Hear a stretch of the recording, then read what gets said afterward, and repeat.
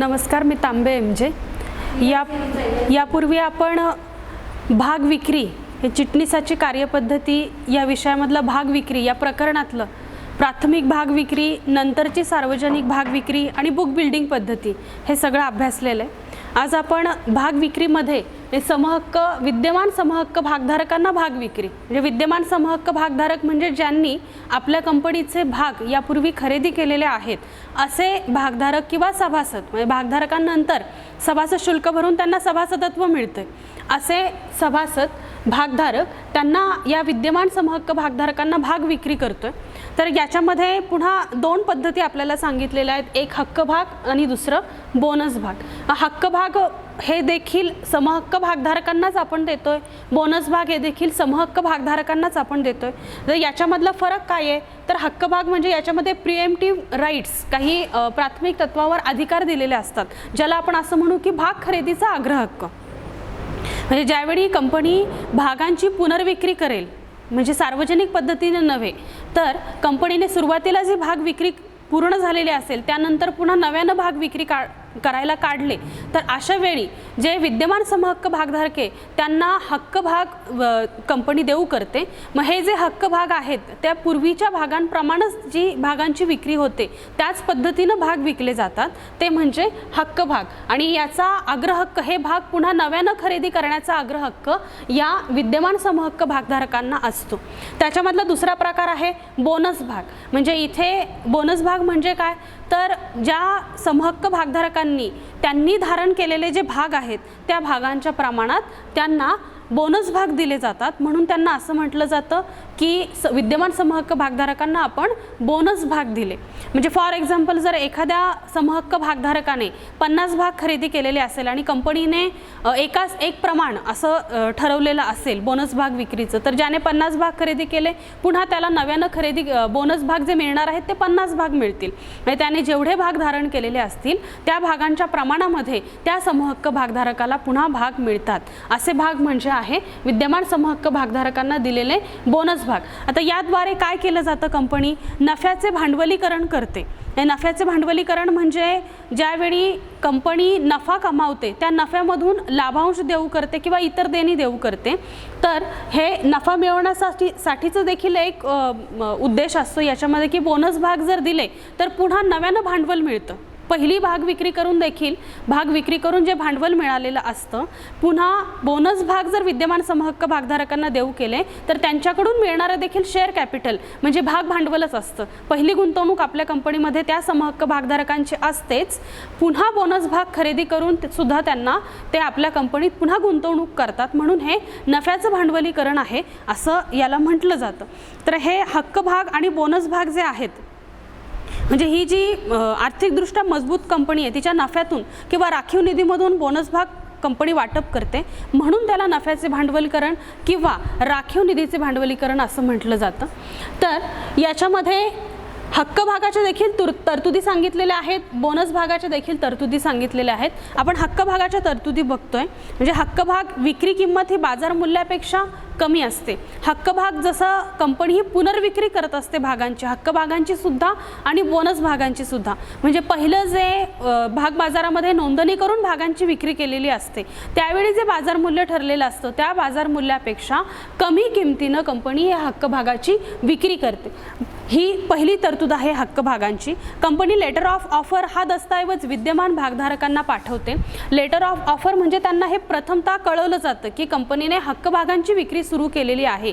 इच्छुक जे विद्यमान समहक्क भागधारक असतील ते पुन्हा नव्यानं हक्क भाग खरेदी करू शकतात. म्हणजे त्यासाठी त्यांना हे दिलेले एक माहिती आहे लेटर ऑफ ऑफर, म्हणजे तो दस्तऐवज त्यांना पाठवला जातो.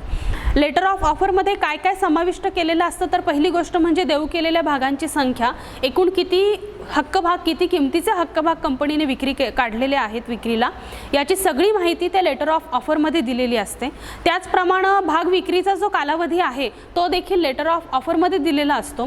शक्यतो हा कालावधी 15 दिवसांपेक्षा कमी असू नये व 30 दिवसांपेक्षा जास्त असू नये. या म्हणजे अगदी सुरुवातीला हक्क भाग विक्रीला काढले तर लगेच ते हक्क भाग विक्री करून कंपनी बंद करते हक्क भागांची विक्री असं होण्यापेक्षा 15 दिवसांपेक्षा तो जो कालावधी आहे विक्रीचा, हक्क भाग विक्रीचा, तो कमी असू नये. किंवा 1 महिन्यापेक्षा म्हणजे 30 दिवसांपेक्षाही जास्त असू नये या पद्धतीचा कालावधी लेटर ऑफ ऑफरमध्ये सांगितला जातो। त्यानंतर जे हक्कभाग आहे ते जर नको असतील भागधारकाला तर ते दुसऱ्याच्या नावे करू शकतात, याला आपण हस्तांतरण असंही म्हणू शकतो। म्हणजे जसं आपण विद्यमान समहक्क भागधारकांच्या बाबतीत बघतो, त्यांनी कंपनीचे भाग खरेदी केले, काही काळानं भागांची किंमत मार्केटमध्ये शेअर मार्केटमध्ये वाढली तर एखादा समहक्क भागधारक आपल्या नावावरचे भाग दुसऱ्या व्यक्तीला विक्री करतो, कारण त्याला त्याच्यामध्ये नफा मिळवायचा असतो। या पद्धतीनं जरी त्या विद्यमान समहक्क भागधारकाने हक्क भाग घेतलेले असतील आणि ते जरी त्याला पुनर्विक्री करायचे असतील तरी सुद्धा तो त्याच्या भागांचा त्याग करू शकतो आणि त्याद्वारा नफा मिळवू शकतो। म्हणजे तो दुसऱ्या व्यक्तीला भाग विक्री करू शकतो, त्यालाच आपण तो हस्तांतरण करू शकतोय असंही म्हणू शकतो। त्यानंतरचं तरतूद सांगितलेली आहे, लेटर ऑफ ऑफर हे register post, speed post, courier किंवा इलेक्ट्रॉनिक्स पद्धतीनं कंपनी पाठवू शकते। आता हे लेटर ऑफ ऑफर जे आहे ते कशासाठी कंपनी पाठवतीये तर हक्कभागांची विक्री कोणकोणत्या पद्धतीनं कंपनी सुरू केलेली आहे, कितीपर्यंत कालावधी आहे, किती भागांची हक्कभागांची विक्री, त्याचं दर्शनी मूल्य काय ठरवलेलं आहे, हे सगळं या विद्यमान समहक्क भागधारकांपर्यंत माहिती पोहोचवायची असते। त्याच्यामुळे ती कुरिअरच्या माध्यमानं, इलेक्ट्रॉनिक्सच्या माध्यमानं, स्पीड पोस्टनं, पोस्टानं या अनेक प्रकारे लेटर ऑफ ऑफरची माहिती विद्यमान समहक्क भागधारकांपर्यंत पोहोचवली जाते। त्यानंतर आपण बघतोय की विद्यमान भागधारकांनी जो प्रतिसाद दिलेला आहे हक्कभाग खरेदीसाठी, त्यासाठी जे इच्छुक आहेत त्यांनी हे खरेदी केलेले जे भाग आहेत ते गुंतवणूकदारांना विकू शकते। म्हणजे जे न खरेदी केलेले आहेत हक्कभाग, सगळेच्या सगळे हक्कभाग विद्यमान समहक्क भागधारक खरेदीच करतील असं नाही। जसं आपण पूर्वी पाहिलं होतं, भागांना मागणी कमी येणं, भागांना मागणी जास्त येणं, अंडर सबस्क्रिप्शन होणं, ओव्हर सबस्क्रिप्शन होणं, मग अंडर सबस्क्रिप्शन झालं की पुन्हा भाग विमे करायची गरज कंपनीला लागते।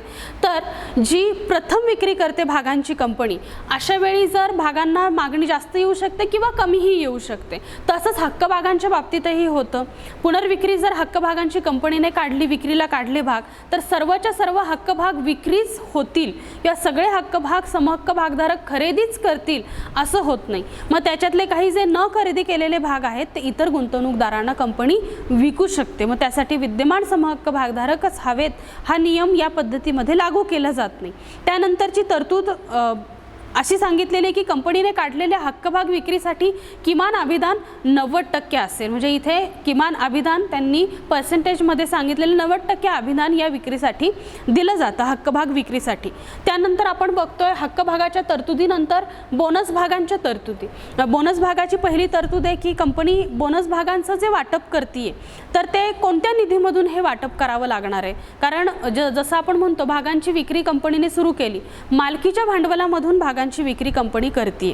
म्हणजे जे कर्ज रूपाने घेतलेलं रक्कम असेल, कर्ज जरी मिळवलेले तरी एक रक्कम कंपनीकडे अशी येते की ती कर्जाऊ काढलेली आहे आणि त्या रकमेतून कंपनीने भागांसारखीच विक्री केली तर मात्र त्याला कर्जाऊ रकमेतून केलेली विक्री म्हणून कर्ज रोख्यांची विक्री असं म्हटलं जातं। म्हणून हे जी विक्री केलेली आहे कंपनीने ती मालकीच्या भांडवलामधून केलेली आहे सुरुवातीची विक्री। मग बोनस भागांची विक्री कोणत्या निधीमधून कंपनी करते तर एक मुक्त राखीव निधी असतो, प्रतिभूती वाढावा खात्यातील निधी असतो, भांडवल परतफेड राखीव निधी खातं असतं। या खात्यावरील रक्कम सुद्धा बोनस भाग वाटपासाठी कंपनी वापरू शकते। म्हणजे जे नफ्यातली थोडी थोडी बचतीच्या स्वरूपामध्ये रक्कम साठवलेली असते त्याला आपण म्हणतो मुक्त राखीव निधी। आणि जर प्रतिभूती वाढावा खाता म्हणजे ॲट प्रीमियमनं जर आपण भागांची विक्री केली असेल तर ते प्रीमियमने जी विक्री केली तेवढी जी रक्कम जमा झालेली असेल प्रतिभूती वाढावा खात्यामध्ये त्यातूनही आपण बोनस भागांची आपली कंपनी विक्री करू शकते। किंवा जो परतफेड निधी आहे, भांडवल परतफेड राखीव निधी खातं आहे, त्याच्यामध्ये साठवून ठेवलेली रक्कम सुद्धा बोनस भाग वाटपासाठी कंपनी वापरू शकते। त्यानंतरची तरतूद सांगितलेली आहे की जी राखीव निधीतून बोनस भाग वाटप करू कंपनीने संपत्तीच्या पुनर्मूल्यांकनासाठी म्हणजे ॲसेटसाठी जी रक्कम राखीव करून ठेवलेली आहे, ॲसेटच्या पुनर्मूल्यांकनासाठी जी रक्कम राखून ठेवलेली आहे त्यातून मात्र बोनस भागांचं वाटप कंपनी करू शकत नाही। पुढची तरतूद आहे भांडवल वाटपाच्या बदल्यात बोनस भाग वाटप करता येत नाही। लाभांश वाटपाच्या बदल्यात बोनस भाग वाटप करता येत नाही। म्हणजे लाभांश वाटपासाठी जी रक्कम आपण साठवून ठेवलेली असते, रिझर्व करून ठेवलेली असते, राखीव करून ठेवलेली असते त्यातून मात्र बोनस भागांचं वाटप करता येत नाही। त्यानंतर आपण बघतोय की संचालक मंडळाने एकदा जाहीर केलेले बोनस भाग बोनस भागांचं वाटप जर केलं तशी घोषणा केली तर ती रद्द होऊ शकत नाही. म्हणजे जसं आपण म्हणतो लाभांश वाटपाची घोषणा, तशीच ही बोनस भाग वाटपाची घोषणा केली जाते आणि ती एकदा केलेली जी तरतूद आहे ती रद्द केली जात नाही. बोनस भाग हे पूर्णदत्त भाग असतात. अर्धदत्त आणि पूर्णदत्त भाग म्हणजे जी भांडवलाची गुंतवणूक समहक्क भागधारक कंपनीमध्ये करतायत. समजा या व्यक्तीने 70,000ची गुंतवणूक केली, त्याने पहिल्या हप्त्याला 20,000 दिले, दुसऱ्या हप्त्याला 20,000, तिसऱ्या हप्त्याला 30,000 आणि चौथ्या हप्त्याला सर्व राहिलेली रक्कम फायनल पेमेंटमध्ये त्याने करून टाकली, तर आपण म्हणू की त्याचे जे गुंतवणूक आहे ती पूर्णदत्त भाग आहेत आणि त्याच्यातील काही हप्ते जर त्याचे देणे राहिले असतील तर आपण म्हणू की ते पूर्णदत्त भाग नाही आहेत. बोनस भागांचं वाटप हे पूर्णदत्त भागांवरच केले जातात. ज्या विद्यमान समहक्क भागधारकांनी त्यांचे भाग पूर्णदत्त केलेले असतील अशाच भागधारकांना आपण हे बोनस भाग वाटप करतोय. बोनस भाग वाटपावेळी किमान अभिदानाची आवश्यकता नसते. जसं हक्क भागांच्या बाबतीत आपण 90% अभिदान पाहिलं तसं बोनस भाग वाटपाच्या वेळी कुठल्याही अभिदानाची आवश्यकता नसते. आता हे जे विद्यमान कर्मचाऱ्यांना भाग वाटप केलं जातंय, विद्यमान कर्मचाऱ्यांना भाग वाटप, आता हे जे होतं ते विद्यमान समहक्क भागधारकांना, विद्यमान कर्मचाऱ्यांना भागांचं वाटप केलं जातं. त्याच्यासाठी कंपनीने या 4 योजना सांगितलेल्या आहेत. कर्मचारी भाग विकल्प योजना, कर्मचारी भाग खरेदी योजना, भाग किंमत वृद्धी अधिकार योजना आणि स्वेट म्हणजे इक्विटी शेअर सामान्य भाग योजना. या पद्धतीने या 4 योजनांअंतर्गत कंपनी विद्यमान कर्मचाऱ्यांना भागांचं वाटप करते. त्याच्यातील आपण पहिली योजना बघतोय कर्मचारी भाग विकल्प योजना, ज्याला आपण म्हणतो एम्प्लॉयर्स शेअर ऑप्शन स्कीम. मग या कर्मचारी भाग विकल्प योजनेमध्ये कंपनी भागांचंच वाटप करत असते. जसं हक्क भागांचं वाटप करते कंपनी, जसं बोनस भागांचं वाटप करते विद्यमान समहक्क भागधारकांना, तसंच कंपनी कर्मचारी भाग विकल्प योजनेअंतर्गत कर्मचारी, संचालक, कंपनीचे कर्मचारी, संचालक, अधिकारी यांना पूर्वनिश्चित दराने भाग वाटप घेण्याचे किंवा भाग खरेदी करण्याचे अधिकार देते. याला म्हणायचं कर्मचारी भाग विकल्प योजना. मग याच्यामध्ये प्रत्यायोजन कालावधी म्हणजे व्हिजिटिंग पिरियड देखील ठरवलेला असतो. हा प्रत्यायोजन कालावधी म्हणजे काय, तर जेव्हा जसं आपण लेटर ऑफ ऑफर पाहिले हक्क भागांच्या बाबतीत, म्हणजे यांना कळवलं जातं, कर्मचाऱ्यांना, कंपनीच्या संचालकांना, अधिकाऱ्यांना कळवलं जातं की आम्ही भागांचं वाटप करतोय, कंपनी भागांचं विक्री करायला सुरुवात करते. मग कोणत्या तारखेपासून विक्री करायला सुरुवात करते आणि हा कालावधी किती तारखेपर्यंत चालणार आहे किंवा किती महिन्यांपर्यंत चालणार आहे. शक्यतो 12 महिन्यांचा हा कालावधी, 1 वर्षांचा कालावधी असतो. या कालावधीमध्येच कंपनीच्या कर्मचाऱ्यांना, संचालकांना आणि अधिकाऱ्यांना त्यांना जो पूर्वीचा दर असतो म्हणजे बाजार मूल्य जे पहिलं असेल, आत्ता जर दर वाढला असेल, एका भागाची किंमत वाढली असेल तर ती नव्हे, पूर्वीचे जे पूर्वनिश्चित दर असेल त्याच किमतीनं या कर्मचाऱ्यांना, संचालकांना आणि अधिकाऱ्यांना कर्मचारी भाग विकल्प योजनेअंतर्गत भाग खरेदी करण्याचा अधिकार दिलेला असतो. त्यासाठी त्यांना त्याचा प्रत्यायोजन कालावधी देखील सांगितलेला असतो. अशी ही योजना ज्याला आपण कर्मचारी भाग विकल्प योजना म्हणतो. या कर्मचारी भाग विकल्प योजनेच्या देखील तरतुदी सांगितलेल्या आहेत. त्यातली पहिली तरतूद आपण बघतो की कंपनी तिच्या कर्मचाऱ्यांना प्रत्यक्ष किंवा थेट कर्मचारी कल्याण संस्थेद्वारे भाग वाटप करते. आता हे जे भाग वाटप करायचे ते विद्यमान समहक्क भागधारकांना नाहीये. इथे शब्दच कर्मचाऱ्यांना वापरलाय. जसं समहक्क भागधारकांना म्हटले तसं कर्मचाऱ्यांना म्हटलेलं आहे. भागधारक म्हणजे भाग धारण करणारे. आता हे कर्मचारी आहेत कंपनीचे. संचालक देखील भाग खरेदी करू शकतात किंवा कंपनीचे इतर मॅनेजमेंट लेव्हलवर असणारे अधिकारी देखील भागांची खरेदी करू शकतात. म्हणून कर्मचारी भाग विकल्प योजनेअंतर्गत कंपनी भागांचे वाटप किंवा भागांची विक्री करते. त्यानंतरची तरतूद आपण बघतोय की वाटप केलेल्या भागांचे मूल्य बाजार मूल्यापेक्षा कमी असते. म्हणजे हे बाजारपेठेमध्ये सध्या भागांची समजा इक्विटी शेअर असतील, समहक्क भाग असतील, मग समहक्क भागांची सध्या बाजारपेठेमध्ये काय किंमत आहे. जसं आपण बघतो की एकाच वस्तूची वेगवेगळ्या कंपन्यांची त्याच्या क्वालिटीनुसार वेगवेगळी किंमत असते. तसं ज्या कंपनीचं चांगलं गुडविल आहे, कंपनी चांगली सेटल झाली आहे, भरपूर कंपनीच्या मालमत्ता आहेत, ॲसेट्स आहेत, अशा चांगल्या नफा असणाऱ्या कंपनीच्या भागांची किंमत वेगळी असते आणि नव्यानं स्थापन झालेल्या कंपनीच्या भागांची किंमत वेगळी वेगवेगळी असते, म्हणजे बाजार मूल्य प्रत्येक कंपनीच्या भागांच्या बाबतीत वेगवेगळं आहे. गुंतवणूकदार हे ठरवत असतो की आपण कोणत्या कंपनीचे भाग खरेदी करून गुंतवणूक करायची. तर या पद्धतीमध्ये बाजार मूल्यापेक्षा भागाची किंमत ही कंपनीने कमी ठेवलेली असते कर्मचारी भाग विकल्प योजनेमध्ये. त्याच्यामधली पुढची तरतूद आहे की कर्मचाऱ्यांसाठी प्रत्यायोजन कालावधी 1 वर्षाचा असतो. हे आपण यापूर्वी पाहिलं. प्रत्यायोजन कालावधी हा ज्या तारखेपासून किंवा ज्या दिवसापासून सुरुवात केली, कर्मचारी भाग विकल्प योजनेअंतर्गत भाग वाटप करायला सुरुवात केली तेव्हापासून तर 1 वर्षांच्या कालावधीपर्यंत हा प्रत्यायोजन कालावधी किंवा व्हिजिटिंग पिरियड असतो. त्यानंतरची तरतूद आपण बघतोय की जो कालावधी कंपनी निश्चित करते आहे, हा प्रत्यायोजन कालावधी जो निश्चित करते त्यासाठी विकल्प दिल्यापासून ते धारण करण्यापर्यंत किमान धारण कालावधी हा 1 वर्षाचाच कंपनी शेवटपर्यंत ठरवते. या कालावधीमध्ये बदल होत नाही. त्यानंतरची तरतूद आहे जोपर्यंत कर्मचारी भाग खरेदी करत नाही तोपर्यंत लाभांश आणि मतदानाच्या अधिकाराचा लाभ घेऊ शकत नाही. आपण यापूर्वी पाहिले की समहक्क भागधारकांना त्यांनी भाग धारण केल्यानंतर विसर्जन प्रसंगीपर्यंत ते त्यांची गुंतवणूक, त्यांचं भांडवल कंपनीमध्ये गुंतवून ठेवतात. त्याच्या बदल्यात कंपनी त्यांना सभेला उपस्थित राहण्याचे अधिकार, मतदान करण्याचे अधिकार देते. तसेच अधिकार या कर्मचाऱ्यांना देखील लागू होतात, परंतु ते जोपर्यंत कर्मचारी भाग विकल्प योजनेअंतर्गत भाग खरेदी करत नाही आहेत तोपर्यंत त्यांना हे अधिकार कंपनी देत नाही. मतदानाचा अधिकार असेल किंवा लाभांश मिळवण्याचा अधिकार असेल तो अधिकार त्यांना दिला जात नाही. त्यानंतरचं तरतूद आपण बघतोय. या प्रकारचे भाग वाटप करण्यापूर्वी कंपनीला विशेष ठरावाद्वारे भागधारकाच्या सभेत मंजुरी घ्यावी लागते आणि या योजनेअंतर्गत जे भाग खरेदी केलेले असतील ते एखादा कर्मचारी हस्तांतर करू शकत नाही, गहाण ठेवू शकत नाही किंवा तारण ठेवू शकत नाही. याच्या तरतुदी आपण वेगळ्या पाहिल्या, हस्तांतरण पद्धती पाहिली याच्यामध्ये. परंतु कर्मचारी भाग विकल्प योजनेअंतर्गत ज्यांनी भाग घेतलेले असतील, मग ते कर्मचारी संचालक अधिकारी असतील, त्यांना मात्र त्यांनी खरेदी केलेले भाग हे हस्तांतरित करता येत नाहीत, तारण ठेवता येत नाहीत, गहाण ठेवता येत नाहीत. त्यांना शेवटपर्यंत कंपनीचे जे भागधारक बनलेले असतील ते कर्मचारी ते भागधारक म्हणूनच राहावं लागतं. ही तरतूद आहे. त्यानंतर आपण पुढची तरतूद बघतोय. कंपनीला कर्मचारी भाग विकल्प योजनेचे व्यवस्थापन करण्यासाठी भरपाई समितीची स्थापना करावी लागते. म्हणजे जर हे कर्मचारी भाग विकल्प योजनेअंतर्गत जर एखाद्या कर्मचाऱ्याने, संचालकाने, अधिकाऱ्याने भाग खरेदी केले असतील तर त्याला लाभांश मिळण्याचा अधिकार सुरू झाला.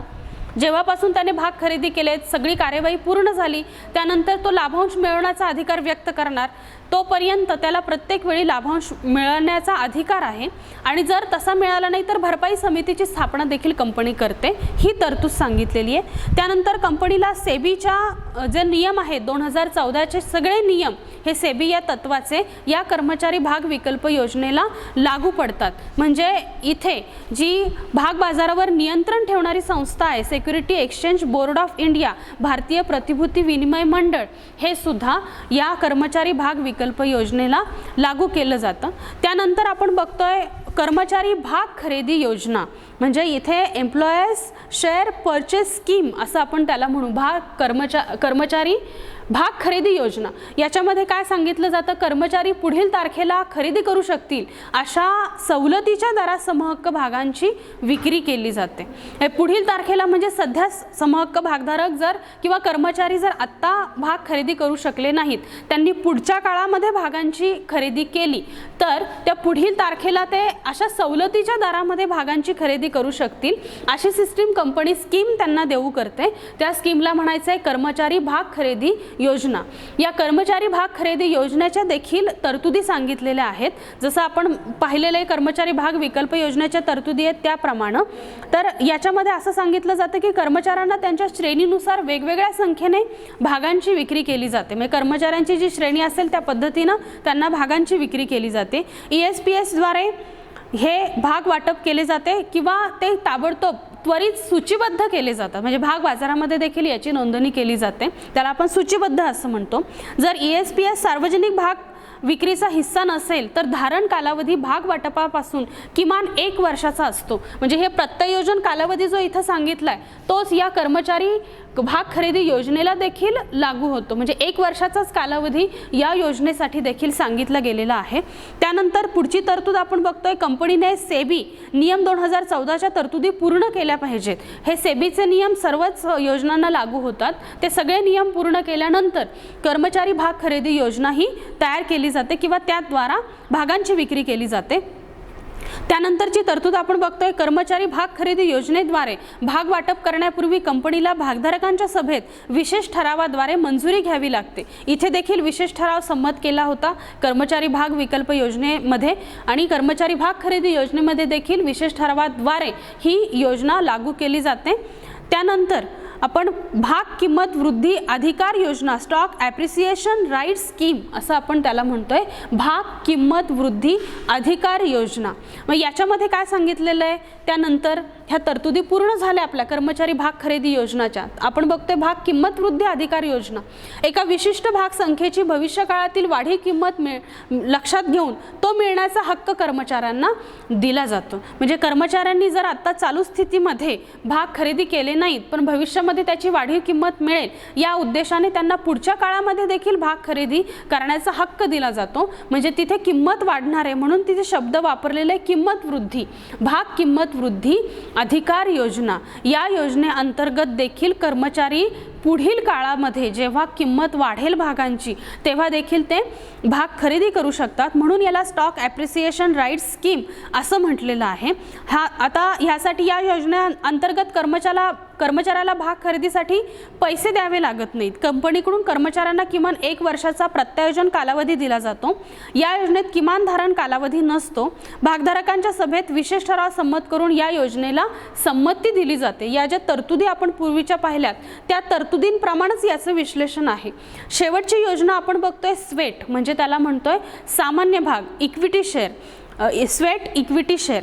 तर याच्यामध्ये कर्मचारी व संचालकांना पैशांऐवजी मोबदला म्हणून कंपनी भाग वाटप करते किंवा भाग विक्री करते। म्हणजे प्रत्येक वेळी आपण पाहिले कंपनी भागांची विक्री करते आणि ज्यांनी कोणी भाग खरेदी केलेले असतील, भागधारक असतील किंवा कर्मचारी असतील, त्यांनी जेवढे भाग खरेदी केले तेवढी कंपनीमध्ये ते गुंतवणूक करतात।